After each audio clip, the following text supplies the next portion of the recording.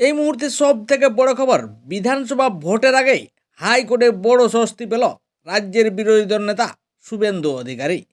শুভেন্দুকে অন্তর্বর্তী রক্ষা কবচ দিল কলকাতা হাইকোর্ট। শুভেন্দুর বিরুদ্ধে কোনো পদক্ষেপ করা যাবে না, আর তা নিয়েই মাথায় আর তৃণমূল সুপ্রিমো মমতা বন্দ্যোপাধ্যায়ের। ঘটনার সূত্রপাত জানুয়ারির প্রথম সপ্তাহে পুরুলিয়ার জনসভা সেরে মেদিনীপুরের দিকে আসছিলেন রাজ্যের বিরোধী দল নেতা শুভেন্দু অধিকারী।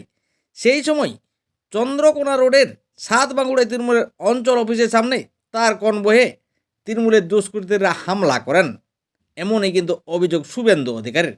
এরপর ওই ঘটনার পর শুভেন্দু চন্দ্রকোনা রোডের ফাঁড়িতে দোষীদের গ্রেপ্তারের প্রতিবাদে ফাঁড়ি ইনচার্জের সামনে মেঝেতে বসে পড়েন। যদিও এরপর ফাঁড়ি ইনচার্জ শুভেন্দুকে লিখিত অভিযোগ দায়ের করতে বললেও অবস্থান থেকে কিন্তু উঠতে রাজি হননি শুভেন্দু অধিকারী। সেই ঘটনায় শুভেন্দু অধিকারীর বিরুদ্ধে থানায় অভিযোগ দায়ের হয়। এরপর পরবর্তীকালে হামলার ঘটনায় সিবিআই তদন্তের আর্জি জানিয়ে হাইকোর্টের দ্বারস্থ হন শুভেন্দু অধিকারী। এরপর গতকাল ছিল হাইকোর্টের বিচারপতি শুভ্রা ঘোষের এজলাসে এই মামলার শুনানির শুরুতে রাজ্যের বিরোধী দল নেতা শুভেন্দু অধিকারীর আইনজীবী বলেন, শুভেন্দুকে মারার চেষ্টা করা হয় এবং শুভেন্দু অধিকারী নিজে একটা ৩০৭ ধারায় মামলাও করেন, যেটা নিয়ে কোনো পদক্ষেপেই নেওয়া হয় না। অথচ পরের দিন তার বিরুদ্ধেও একই ধারায় মামলা দায়ের হয়, যা নিয়ে পদক্ষেপ নেওয়া হয়।